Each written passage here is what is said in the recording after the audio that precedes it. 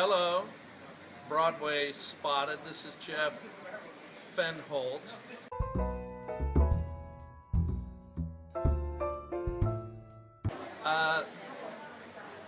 The audition was rather arduous. I was signed to Columbia Records, and I flew up from San Diego. I was doing hair. I was the understudy to the lead in the Broadway tour of Hair. I'd been doing that for about a month, and I was 19 years old. When I got up to Los Angeles, there was this huge crowd across from CBS, where I was up there to meet some executives because I had a record deal with CBS. And I asked what was going on, and they said Superstar auditions. So I went through the crowd, and I had some time before my flight back down to San Diego.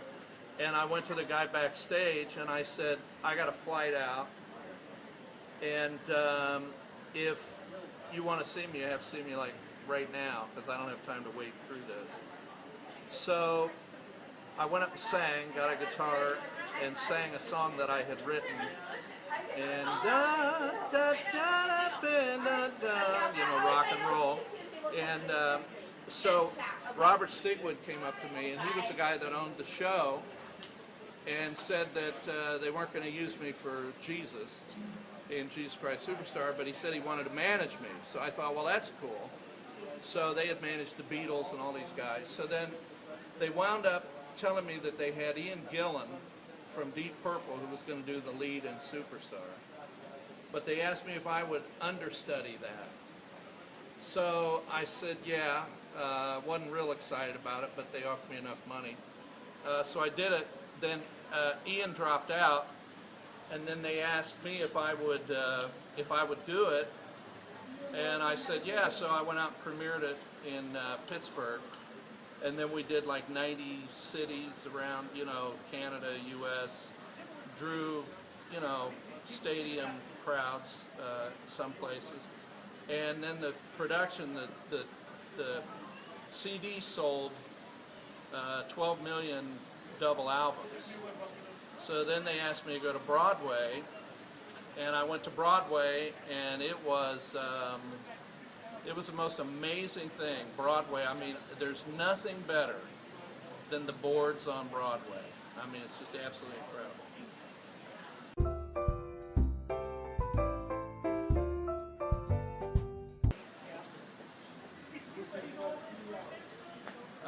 One of the funniest things in the show, well, it was funny actually, when we were rehearsing, there were a couple funny things before the show.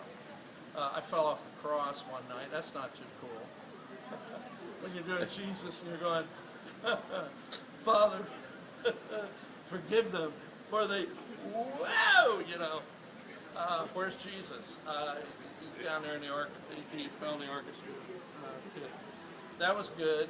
Another thing that was good was I was coming up through in a mummy case, up through the floor in the basement, and they had this big, it was like a cocoon, looked like a mummy case, and they had me all wrapped in this robe that unfolded to like 50-foot gold cape that I was on the cover of Time magazine wearing that.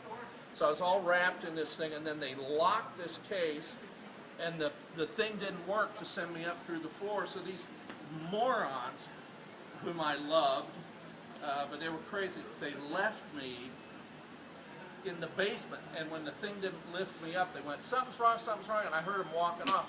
And they left me locked into this mummy case for an hour and a half. And I'm in there going, when they finally opened the case,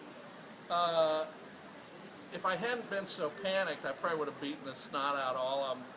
But then we wound up laughing about it, but that was pretty wild. And then I remember my girlfriend,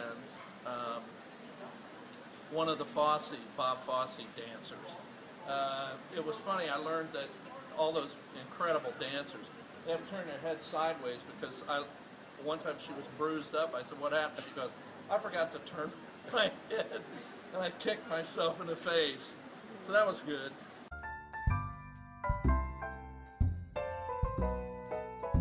My recommendation to you to get on Broadway would be to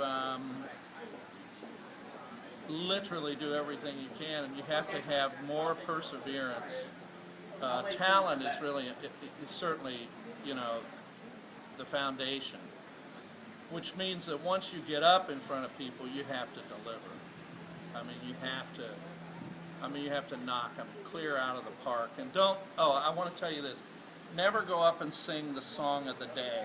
Like, don't sing Celine Dion's, you know, something, or something from Beyonce. If you're doing an audition, don't do something they're not going to expect, and do it with passion and literally freak them out, you know. And if you're going to give a dissertation and speak for a speaking role, again, don't just do something stupid. I mean, do your own version of, like, Hamlet, or, you know, Good Night, Sweet Prince, you know, Crack a Noble Heart, Good Night, Sweet Prince, and Angels, you know.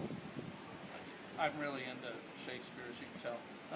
So do stuff people are not going to expect, so that you don't just blend, and then nail them in their seats. And I had a big ego as a kid. People tell me I still do, which I can't even believe that. But when I was a kid, I had a big ego about one thing, and that was singing and performing. And people used to say, what am I going to see when you perform? I'd say, I am going to leave you standing a foot off the floor with your hair parted down the middle. And that's it.